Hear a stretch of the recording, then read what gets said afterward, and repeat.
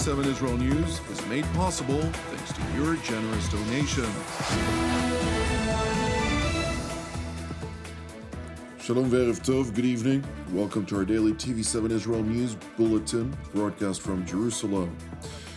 President Donald Trump says he is confident the Ayatollah regime in Iran would ultimately capitulate to America's demands as progress is reported. Iran's Atomic Energy Organization head Mohammed Eslami claims the Ayatollah regime would only accept a deal that accommodates all of Iran's rights and interests. And Israeli Prime Minister Benjamin Netanyahu asserts the offensive in Lebanon persists uninterrupted.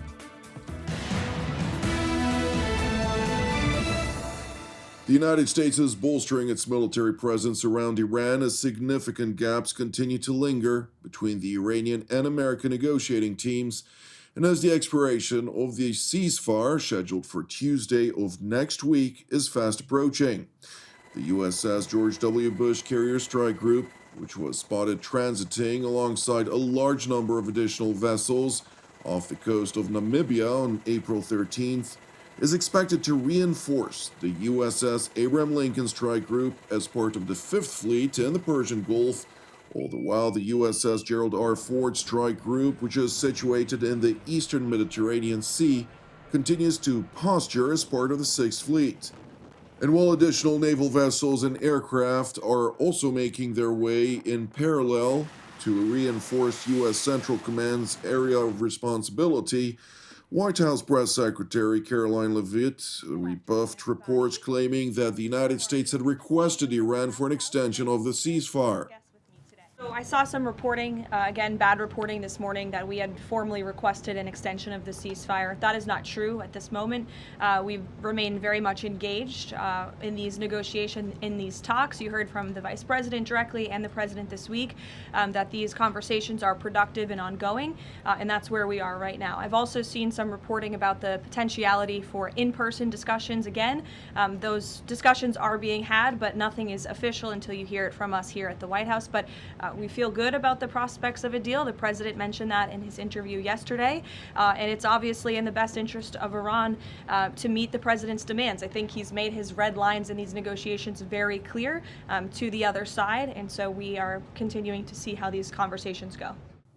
Leavitt referred to President Donald Trump's remarks in an interview he gave to Fox News Network's Mornings with Maria, during the course of which he voiced confidence that oil prices would soon go down and echoed the consequences that Iran could face if it would fail to meet American demands at the negotiating table. I'm very happy, and it's going to come dropping down very big as soon as it's over, and I think it can be over very soon. So if they're smart, it will end soon. This whole thing is really about no nuclear. They cannot have a nuclear weapon.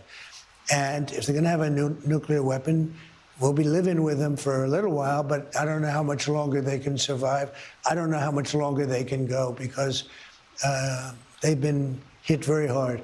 And as an example, we could take out every one of their bridges in 1 hour. We could take out every one of their power plants, electric power plants, in 1 hour. We don't want to do that. In voiced defiance of President Trump's ultimatum, Iran's nuclear chief Mohammed Eslami, during a public event organized by the Ayatollah regime in Tehran, insisted that Iran would continue to demand its perceived right to enrich uranium, among others. Now that the war has taken place, the negotiation that follows should be one in which the rights and interests of the Iranian nation are acknowledged.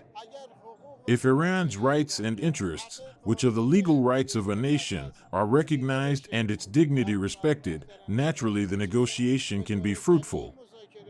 But if it continues, as it usually does, relying on deception and, in fact, on a lack of commitment and failure to adhere to agreements and set terms, then it naturally cannot succeed.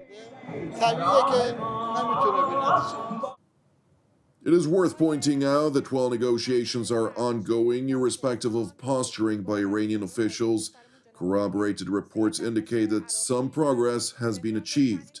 Nevertheless, amid wide-ranging gaps lingering, whether progress can bring about both sides to the finish line remains to be seen.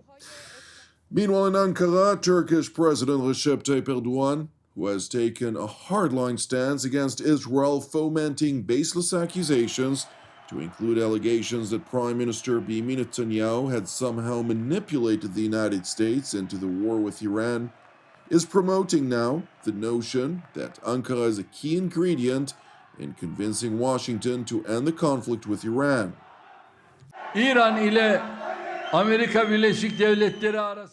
Despite all the difficulties encountered in the negotiation process between Iran and the United States, we have not lost hope. There may be challenges, there may be complex issues that will take time to resolve.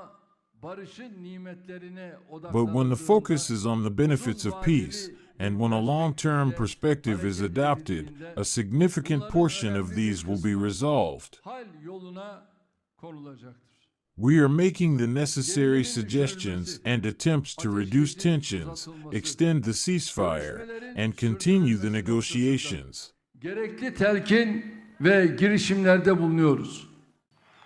Alongside Turkey, additional countries have claimed they had a part in influencing the diplomatic approach to the conflict. Nevertheless, in an interesting move, President Trump sought to dispel much of those claims.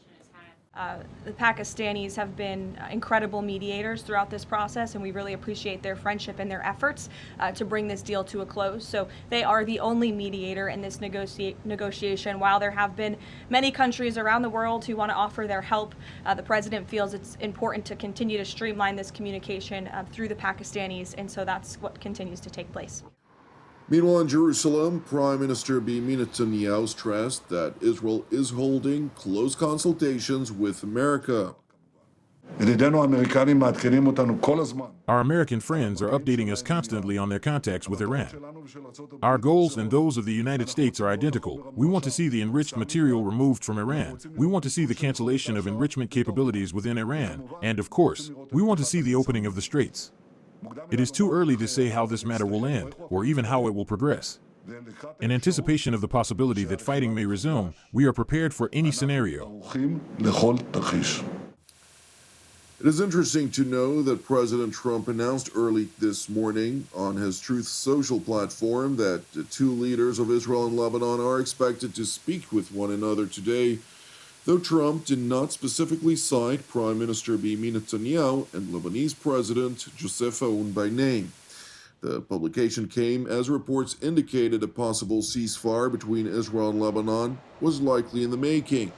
However, Prime Minister Netanyahu, in a filmed message to the residents of northern Israel, stressed that the IDF was continuing to strike Hezbollah unhindered, and all the while voicing hope for peace with Lebanon through strength. I strengthen the residents of the north who are continuing to stand firm. At the same time, our forces are continuing to strike Hezbollah. The fighting is focused on Binj Baal. Binj Baal was the capital of Hezbollah in southern Lebanon. This is the place where Hassan Nasrallah said 26 years ago, the Israelis are cobwebs. We are about to overcome Binj Baal. We are, in effect, about to eliminate this great stronghold of Hezbollah. At the same time, I instructed the IDF yesterday to continue widening the security zone and to also spread it eastward toward the slopes of Mount Hermon, so that we can better assist our Druze brothers in their time of distress. Concurrently, we are conducting negotiations with Lebanon. These negotiations have not taken place for over 40 years. They are happening now because we are very strong, and nations are coming to us, not just Lebanon. In the negotiations with Lebanon, there are two central goals. First, the disarming of Hezbollah, and second, a sustainable peace. Peace through strength. Subsequently, in an IDF press briefing, the military spokesman, Brigadier General Efi Defrin, expanded on the latest vis-a-vis the war against the Iranian proxy Hezbollah in Lebanon. We are operating in two combined and parallel efforts. The first effort, the ground maneuver. At this moment, 5 divisions are maneuvering in southern Lebanon, along with extensive fire support from the ground and the air. The Air Force provides the fighters with a fire envelope of hundreds of attacks every day, just a few meters from the forces, eliminating threats in real time and constituting a force multiplier. This week, we expanded the maneuver when the forces of the 98th Division completed the encirclement of the Bint Jbeil area, one of Hezbollah's most significant and central terrorist strongholds in southern Lebanon. This is the city that overlooks Avavim, Yiron, and Devav. During this fighting, Jihadi troops brought about the surrender of a number of terrorists from Radwan's force. They threw down their weapons and surrendered to the forces. As our forces continue to move forward, we encounter a weakened and defeated enemy that is retreating.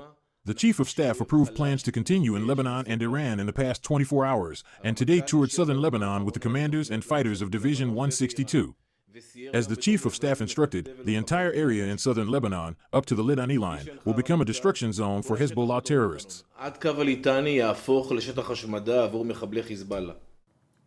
The second effort, which General Devrin referred to, relates to continued naval and aerial strikes, among others, aimed at degrading Hezbollah's surface-to-surface capabilities, which continue to threaten Israel's northern civilian communities.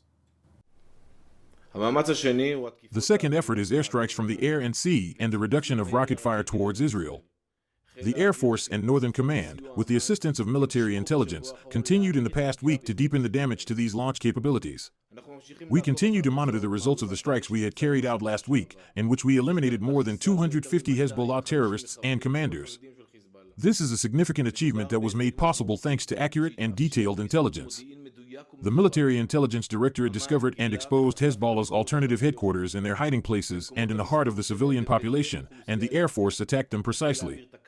Hezbollah terrorists thought they could hide and be protected and immune. They are not. So far, we have eliminated more than 1,700 Hezbollah terrorists. We will continue to pursue them wherever they hide.